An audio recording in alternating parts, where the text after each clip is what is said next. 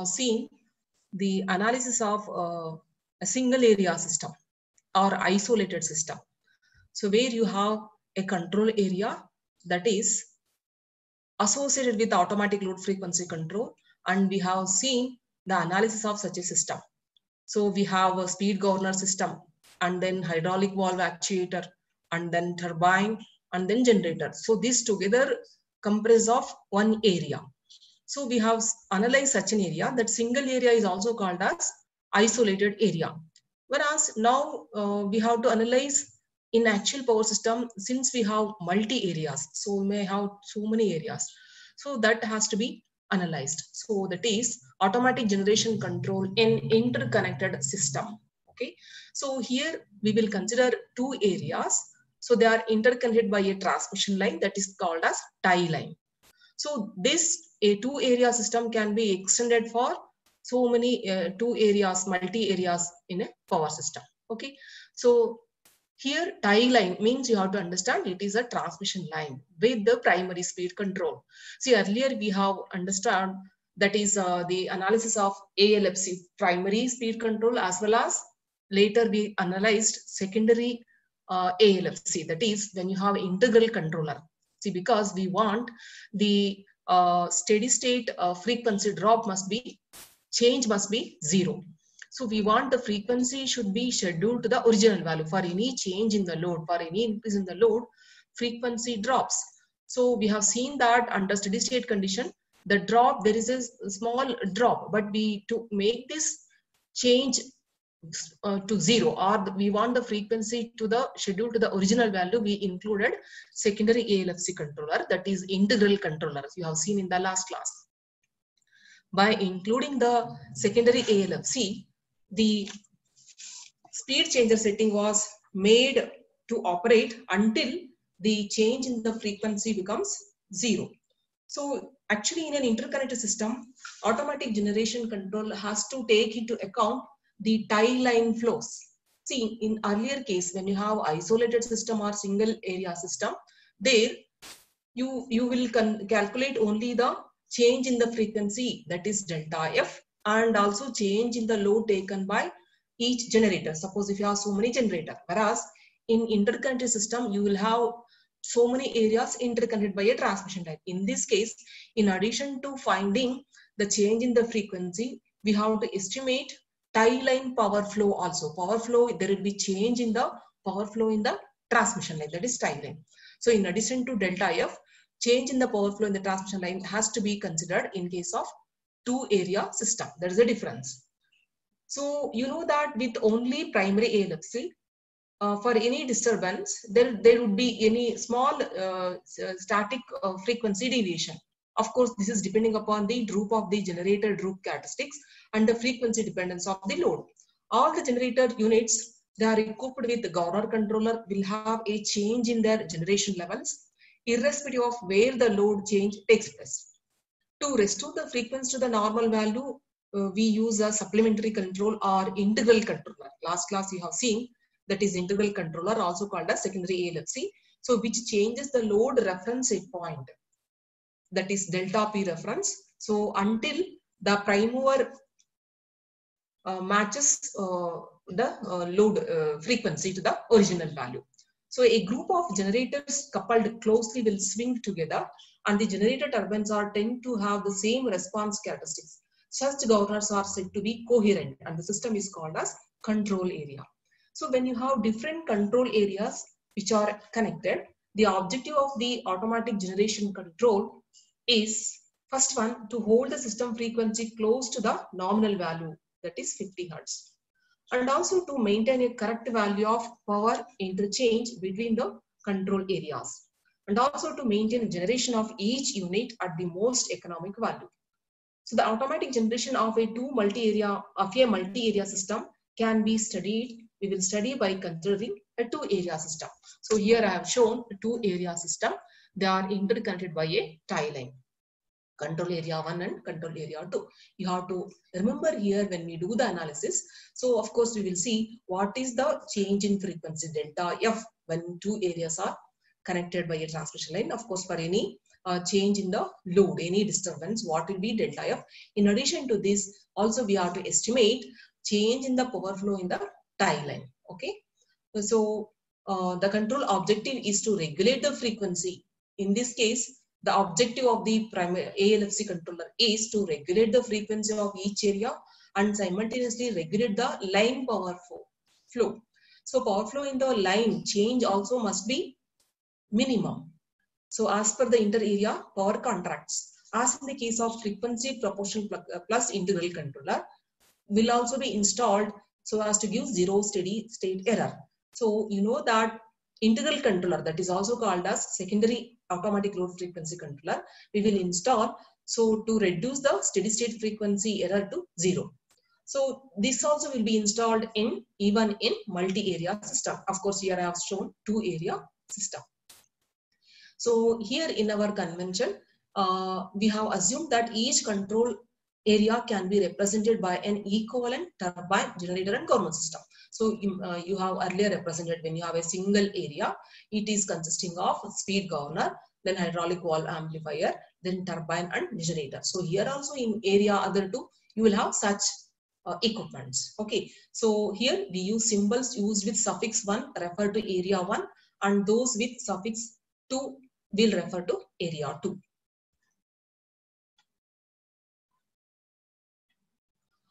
In an isolated control area case, the incremental power delta Pg minus delta Pd was accounted for by the rate of increase of stored kinetic energy and increase in area load caused by increase in frequency.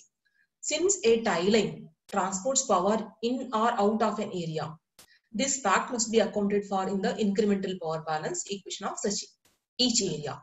So power transported out of area 1 is given by, see, you have 2 areas which are interconnected by a transmission line. So power may be transmitted from area 1 to area 2. If you say P12, if you say P12 means power is transmitting from line control area 1 to 2. So we say in that case P12 is positive, or sometimes maybe P21. In that case P21 is positive. Okay, so here I have designated P12, that is power transmitted from 1 to 2 as P tie 1. Tie means tie line. So 1 because it is transmitted from 1 to 2. Okay, so this is given by magnitude of voltage V1 and V2 by x12 into sine of delta 1 naught minus delta 2 naught. Here delta 1 and delta 2 naught are the angles of machines, power angle of equivalent machines of 2 areas. Here you have generators, no?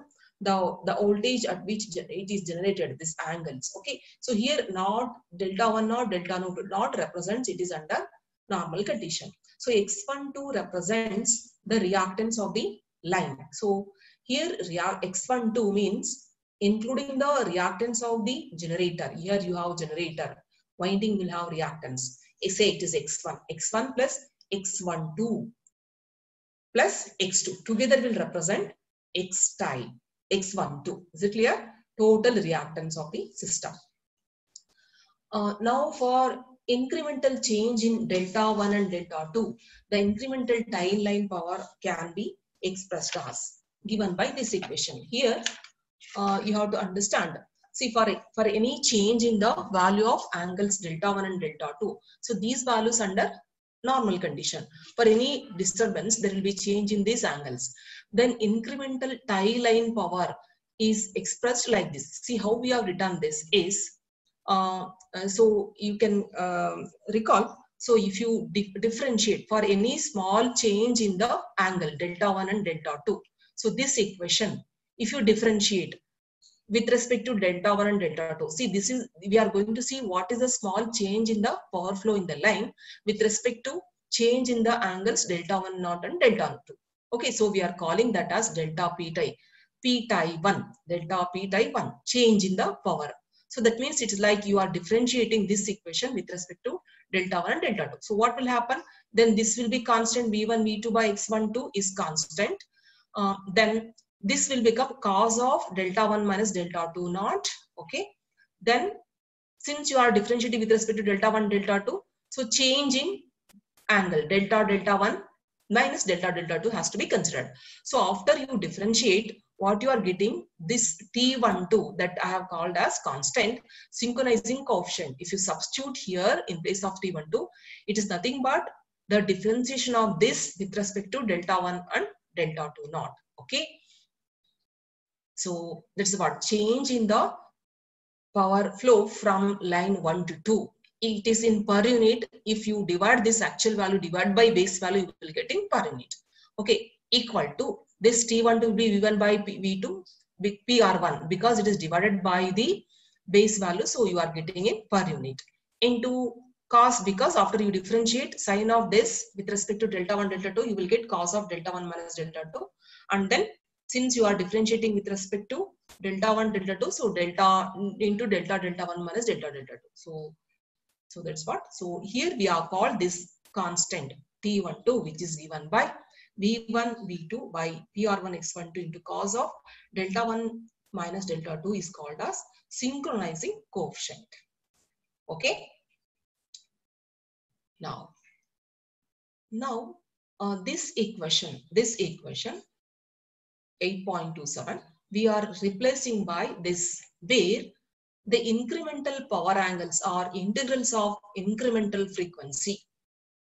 So here what we have done, this incremental power angles, that is change in the power angles of delta 1 delta 2, it is equal to integral of the incremental frequency. To understand this, go through this small analysis.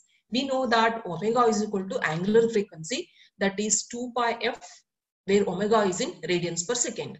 Or we can write f equal to omega by 2 pi or f equal to 1 by 2 pi. Since omega is in radians per second, that is change in the angle delta d delta by dt. Omega we are writing as d delta by dt, radians per second. Change in the angle is expressed in radians per second, small duration. That change has taken place in small duration of dt seconds. Or we can write d delta equal to 2 pi f into dt. Or after this equation, if you integrate on both the sides, if you integrate d delta, what you will get? It is delta. If you integrate here, so 2 pi is constant you have taken outside. So integral of f dt. Okay. So this equation you are getting after integrating this equation. Now next I am writing this as small change in the angle delta. We can write as delta delta would be equal to what? 2 pi into corresponding change in the frequency. So delta f into dt. Now with respect to area 1 and 2, area 2 we will write. So then del delta 1 will be equal to 2 pi integral of delta f1 dt. Similarly, del delta 2 for area, this suffix 2 represents, it is with respect to control area 2, it is 2 pi integral of del f2 dt. So you have seen that here, this change in the angles delta 1, delta 2 or incremental change in delta 1, delta 2 are equal to integral of incremental frequency. That's what. Increment directly you can write. Since incremental power angles are integral of incremental frequency, we have written this equation as like this. That directly I have represented. Okay. P T1 equal to 2 pi T12, 2 pi T12. So this incremental change in delta 1, delta 2, I have, as per this analysis, we have replaced as integral of change in frequency for area 1. Similarly, integral of change in frequency for area 2, it must be delta f2 dt. Please understand, it is delta f2 dt. Where delta f1 and delta f2 are incremental frequency changes of areas 1 and 2 respectively. Now, similarly, the incremental tie line power out of area 2. See, here we have analyzed for P T1, that is if the power flow is from 1 to 2. If P12 is positive, change in the power flow. If similarly you can write, if the P21 is positive, in that case, change in the power flow from area 2 to 1 is 2 pi to 1 integral of delta f2 dt minus integral of delta F1 dt. Actually, this should be 2. Okay, with respect to this equation, now directly you can write it. Again, you need not derive as you have already done with respect to area 1. So directly you can write once you derive this. Okay. Now after this, next taking LT, Laplace transformation of above two equations, tie line power flow can be represented. We can represent. So now we are modeling this line, transmission line, which is connecting two areas. So we are to model. Earlier we have modeled a control area, which is consisting of speed governor, hydraulic valve amplifier, turbine and generator. You have represented by means of block diagram. Now when you are connecting these two areas, this also you can similarly represent with respect to area 2. But this tie line we are modeling now. Now we have got this equation. So this, by taking Laplace transformation of these two equations, tie line power flow can be represented. So in the earlier equation, in our analysis, we have called as delta P tie 1. So now I'll represent it as delta P12. It is easy to represent. Power delta P1 means 1, 2 is positive. Power is flowing from 1 to 2.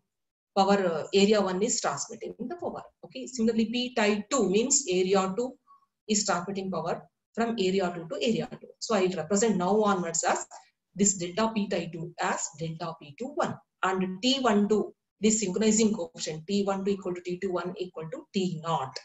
So that your equation earlier we have derived this will become now delta P tie 1 will become equal to delta P12 after taking Laplace transformation of S. It is in S domain. Okay. Now 2 pi T12 will become T0, and then if you integrate, integration of delta F1 dt, if you write in Laplace transformation, how do you write? Delta F1 by S. Is it not? Delta F1 by S of S by S. So that's by 1 by S. Similarly,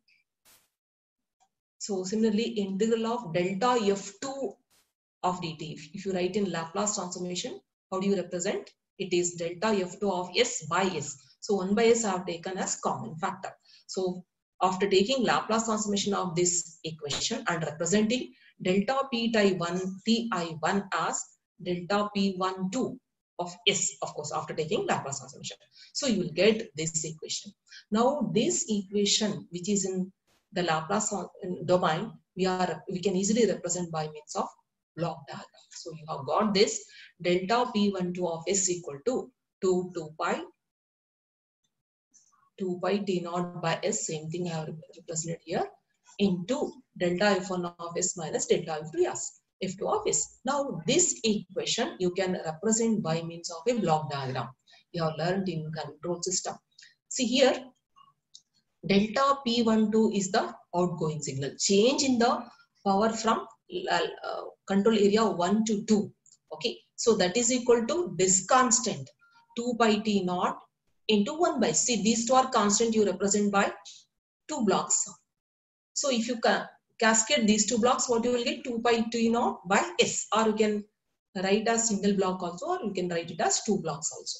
So this into this. See here, delta F1 of S is the change in the frequency, that is signal coming from area 1, and since it is minus, so these two must be represented to these two signals. One is plus, one is minus. Here we have to include a summing block. You have learned in control system. Now if you look at this, see here, if you look at this diagram, here this is the output, this is input. So output signal is equal to this input signal into this function. So this equation we have represented in the form of block diagram. Okay, so this signal equal to this into this signal. So that is delta F1 of S minus delta F2 of S. Okay, so this is the representation of tie line power flow. See, earlier we had modeled a single area, one area with a transfer function of speed governor system, then hydraulic amplifier, turbine and generator. Similarly, you can write with respect to area 2. When you are connecting these two, this line also has to be modeled. We have represented by the equation, and finally we have obtained the block diagram of the transmission. This line, tie line or transmission line. Now this one we have to connect in between these two areas. Okay, now delta P21 equal to minus delta P12. See, delta P21 means change in the power flow from area 2 to 1 will be equal to negative of delta P12 because both are in the opposite direction. Now, I will consider the representation of block diagram representation of two area system. See here, the upper part represent control area 1. See, you have earlier you have analyzed this part is speed governor system. Then GH of S this is the transfer function of the hydraulic amplifier. Then we have GHT, that is transfer function of the turbine. So this is the output signal delta PT1 of S, and this part is generator. So which will output will be, that is depending upon the change in the turbine power, and PD1 is depending upon the load demand. So this is GP1 is the transfer function of the power system with suffix 1. See here, all this upper part represents suffix 1, means it is with respect to control area 1. So here you had the delta F1S, that is frequency signal. So this was fed back through this here. This is regulation. R1 represents speed regulation, speed governor for area 1. So now this has to be connected to area 2. So this part is similar. Area 2 is similar to this. Already you have developed. Only you replace with suffix 2. So suffix 2, where you have suffix 2, that is representing for area 2. So here also you will have for area 2, it will have hydraulic valve actuator, then turbine, then this is load generator. Then here you have delta F2, then that is fed back, and here you have the speed governor system. So this is area 1, this is area 2. When you interconnect these two areas, it has to be replaced by a transmission line. This part we have modeled down, that is given by this. Is it clear? So this part we have included here. Okay. So here delta F1 was going this way. So that has to be given to this summing block also, as per this modeling you have obtained. Okay. So that is why you have connected here. And again here delta F2 also, that is coming from area 2, has to be included in the, has to be given to summing block. So delta F2, delta F, this is minus. Of course, this part is 2 pi T naught into 1 by S. So this is delta P12 S going to area 1. Here delta P21 is equal to minus of delta P12. So here you are getting delta P12, that is into minus will give delta P21. So this is the block diagram representation of two area system. This is how we have modeled. Here area 1 already you know, area 2 similarly you have represented with where all you have given the suffix 2. So only thing here, when you interconnect, this transmission line has to be modeled. That's why it is called as tie line primary speed control. Here we have considered only the, again, primary ALFC. So okay, so of course again when you include the integral controller, that becomes supplementary controller or secondary ALFC. That also has to be done even for two area system. So this is when you have only primary with primary speed controller. Only we have only primary control loop here. Okay.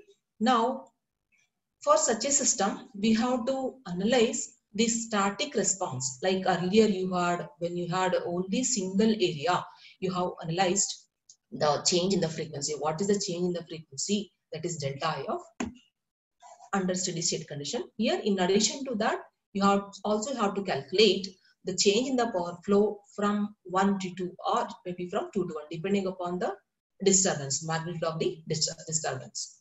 So when we analyze this case, we will assume that the speed changer position, that is delta reference to equal to 0 for speed governor operation. P reference 1 and P reference 2 must be set equal to 0. And assuming the loads in each area, they increase by delta P21 and delta P2. At steady state condition, we are representing delta F1 not equal to delta F2 not equal to delta F naught. So now I have shown here only a single part. Similarly, for area 2, you can represent. So when you make delta P reference equal to 0, here actually you had one more signal, delta P reference 1, that we are making 0.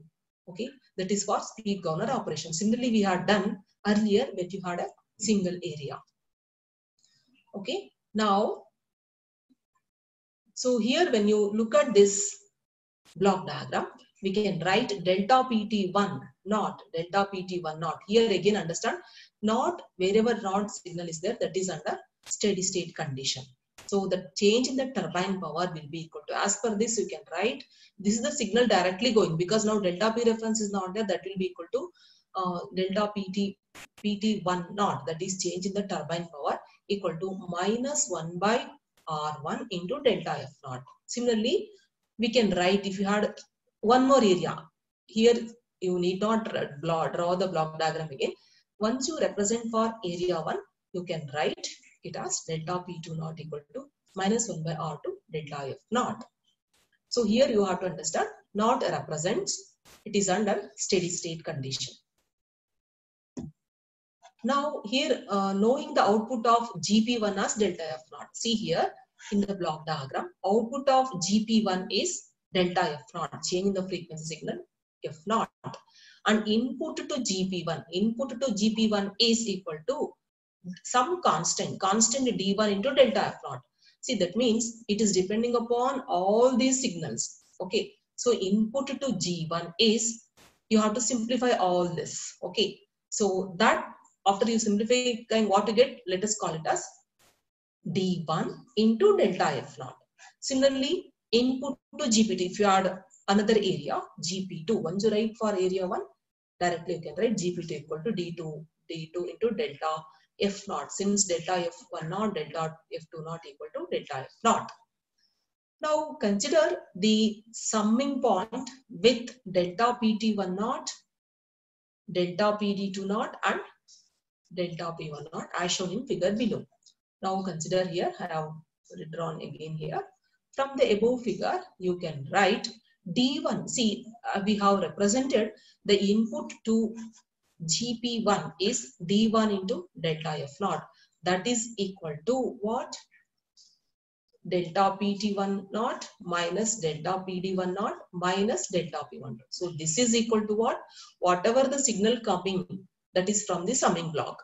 So here delta PT1 naught, this is the turbine power, this is the maximum value, this will have maximum value, this minus this is minus change in the load demand, minus this one will be equal to D1 delta F naught, that is the input signal that is going to GP1.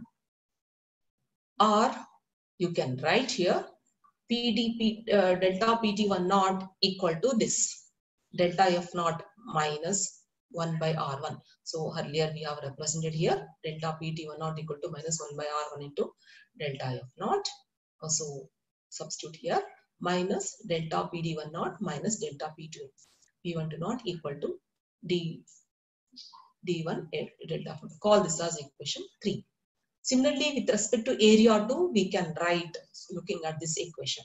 So in that case, 1 by R2, speed regulation of machine 2, delta F naught to F naught, because actually delta F1, delta F2 will be equal to delta F naught minus delta PD with respect to area 2 now, 2 naught minus delta now P21. Here it was delta P1 to power from 1 to 2, now it is P21 naught equal to D2. With respect, since for area suffix should be with 2. Okay. So now similarly you represent here representing delta P21 naught equal to minus delta P12 naught. So your equation becomes here minus delta P21 naught plus, so P21 naught equal to minus P2 naught. So this will become plus delta P12 naught. Delta P21 naught becomes equal to 5 plus delta P12 naught equal to D2 delta F naught. Okay. Now you have to simplify this. you have taken delta F naught as common factor. Here you have delta F naught as common factor. To simplify this equation, bringing this side, you will get d naught v1 plus 1 by r1 plus delta p1 to naught equal to this. And similarly from equation 4 also you can simplify delta F naught to, you can take as common factor d2 plus 1 by r2 minus delta p1 to naught equal to this. So here we are writing this constants d1 plus 1 by r1 as beta 1 sub constant. Similarly d2 plus 1 by r2 we are writing as b2. Okay, so you will get equation 5 and 6 from these above two equations. So here the area frequency response characteristics we designate as AFRC for each area are defined as beta 1 equal to d1 plus 1 by r1 and beta 2 equal to d2 plus 1 by r2. Okay, so we have replaced d1 plus 1 by r1 and d2 plus 1 by r2 by letter beta 1 and beta 2. So then solving equation 5 and 6. See, finally in our analysis we want the change in the frequency delta F dot. See, earlier even when you had a single area, when you did the analysis of for any disturbance, what is the change in frequency under steady state condition? Now we have analyzed for two area system. So you will get from equation 5 and 6, if you solve for delta F naught, you will get this equation. So here delta F naught you have common factor now, you can simplify, you will get this. So this is the equation for change in the frequency signal under steady state condition. Okay. Now again after this we also want, this equation was missing, so I have represented here from equation 6. Delta P1 to naught, if you take to that side, what you will get? Delta F naught into B2 plus delta P2, PD2 naught, which was missing here. So I have represented here. So finally we want the change in the power flow from 1 to 2, even from 2 to delta P1 to naught and delta P2 naught also we want. So earlier when you had a single area, you will estimate only change in the frequency. But here when you have two area system, in addition to this, we have to observe the change in the power flow also from 1 to 2, similarly 2 to 1. So that is the addition part when you have two area system. So that can be obtained from these equations. Substituting for delta F naught from equation 7, you will get this equation. And then if you simplify, you will get delta P1 to naught. See this equation, after you substituting for delta F naught from 7. From 7, you have the expression for delta F naught. Okay. So you will get here in delta F naught, you are substituting. You will get the equation for delta P1 to. That's what. Okay. When you simplify, you will get this. So this is equation 8. Now case 1, case 2, which is very simple. That means if the change of load in area 1 only, that means delta PD2 will be 0. That is, there is change in the load in only area 1. So in that case, change in the load in the area 2 will be 0. That is, delta PD2 naught will be 0. Only PD10 will exist. So in this equation, this part will become 0. So you will get this equation. Delta PD12 naught equal to minus delta PD1 naught into B2 by beta 1 plus beta 2. And delta F naught equal to this value. Similarly, change the frequency. If you are making delta P2 naught equal to 0, you will get this equation from this expression for delta F naught. Similarly, suppose if there is change of load in area 2 only, in that case, delta PD10 will be equal to 0 in this equation, which you have determined. Substitute delta PD10 equal to 0, you will get delta PD0, PD12 equal to 0 equal to this value. That's all. So you have to solve problems on this. That's what it has been left. So that we will see in the next class. Also, we have to understand here tie line bias control. Like when you had a single area, in addition to this primary ALFC, here even in two area system, what we have done, we have considered only the primary ALFC. Now, in addition to primary ALFC, if you include here, secondary ALFC will come, that is integral controller. Same thing we have to add here also for two area system. That is nothing but a tie line bias controller for two area system. That is nothing but integral controller. We are including here in addition to primary ALFC, here we will include the integral controller. Okay, so that we will see in the next class. Okay.